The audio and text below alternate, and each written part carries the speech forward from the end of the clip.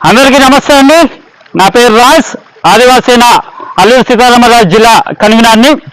ఇప్పుడు విషయానికి వస్తే ఆదివాసీ ట్రస్ట్ చైర్మన్ కేబీ పటేల్ గారికి నా యొక్క విన్నపం అనుకోండి లేదా సలహా అనుకోండి. ఒక ఐడికి 12,000 మీరు వసూలు చేస్తున్నారు. ఒక ఐడికి 12,000 వసూలు చేసి నెలకు 3,000 రూపాయలు మీకు వస్తుందని చెప్తున్నారు. సరే, మంచిదే. ఎంతమంది ఐడీలు వేసినా పర్వాలేదు.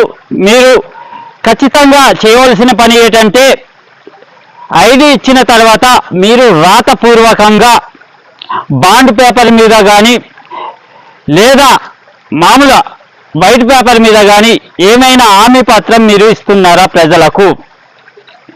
ఇది అందరి మెదడులో వచ్చిన సందేహం అండి.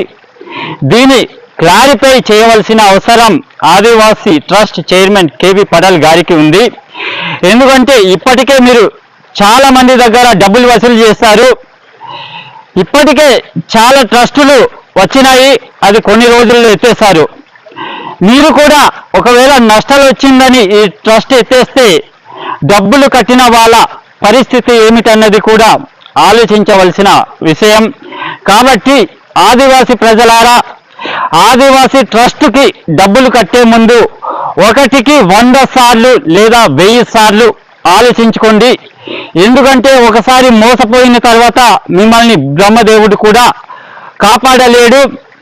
ఆదివాసీ ట్రస్ట్కి డబ్బులు కట్టే ముందు మీరు స్పష్టంగా బాండ్ పేపర్ మీద కానీ లేదా అగ్రిమెంట్ మీద కానీ ఏమైనా వారి దగ్గర నుంచి స్పష్టమైన ఆదేశాలు తీసుకొని రాతపూర్వకంగా అప్పుడే డబ్బులు కట్టండి, లేదా మీరు నష్టపోయే అవకాశం ఉంది.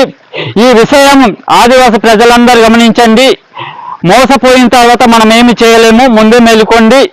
వారు స్పష్టమైన ఆదేశం ఇవ్వాలి. డబ్బులు కట్టిన తర్వాత వారు సాలరీ ఏ విధంగా ఇస్తారని కూడా అడగండి. బై హ్యాండ్ ఇస్తారా లేదా అకౌంట్లో డబ్బులు వేస్తారా అన్నది కూడా తెలుసుకోవాల్సిన అవసరం మీ అందరికీ ఉంది. దయచేసి మోసపోయే ముందు ఆలోచించండి. నాకైతే ఇది నమ్మశక్యంగా లేదు.